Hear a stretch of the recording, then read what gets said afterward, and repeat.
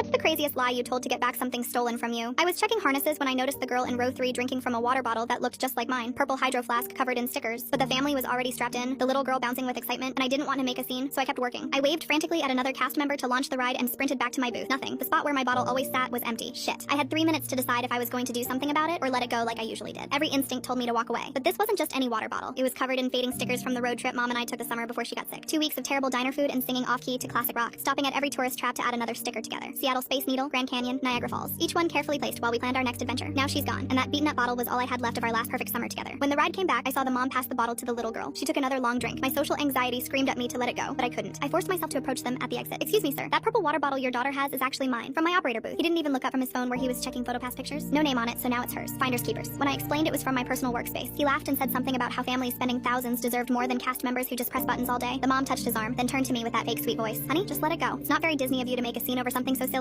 I stood there defeated. These entitled strangers were passing around the last good memory I had of Mom, like it was nothing. I went back to my station, trying to focus on my job, but I kept seeing that little girl drinking from my bottle. My eyes started burning. My lips started quivering as I tried not to cry in front of hundreds of guests. That's when I bit down on the canker sore I'd gotten during my rushed lunch break. The sharp pain made me wince. Shit, just another cherry on top of this perfect day. Then it hit me. I ran my tongue over the raw edge. Holy shit, my canker sore. That's when the plan formed. I had someone take over my post and grabbed a red medical alert bracelet from the first aid kit behind my station before running through the crowds, searching for them. I have to do this for Mom. She would have loved this. I found them near the exit, posing for photos where Disney's cameras document everything. "Sir?" I approached with my most professional cast member expression. He didn't even turn around. "We already told you, little girl. Finders keepers?" "No, I know, but I really need to tell you something about that water bottle." I held up my wrist, flashing the red medical alert bracelet, then pulled my lower lip down to show the angry red canker sore from my lunch mishap. "I have oral herpes diagnosed yesterday. Extremely contagious. That's why I needed it back so urgently." The transformation was instant. The mom's face went white as she grabbed the little girl who'd been nursing the bottle since she got on that ride, while the dad's smugness morphed into rage. "You gave my daughter herpes!" The mom yanked the bottle away and dumped hand sanitizer into the girl's mouth. The little girl gagged and choked as foam spilled everywhere. Her mom kept scrubbing at her lips frantically while she cried. Then in front of hundreds of people, he shoved me into the photo kiosk. "You disgusting slut! You did this on purpose!" His face turned purple as guests backed away and screamed for security. He grabbed my arm, pulling back his fist when security arrived and yanked him off me. "This woman hurt my daughter!" He tried to backtrack. The security guard looked at me on the ground, then back at him. And I'm guessing she threw herself into that kiosk too? Security escorted them out while they screamed about their contaminated daughter and called me every name in the book. Sure, they'd figure out the herpes thing eventually, but in that moment, they finally understood what it felt like to lose something they couldn't get back. I got my water bottle back with a new dent to join the scratches and fading stickers, and I could almost hear Mom's wicked laugh at me making up that herpes story on the spot.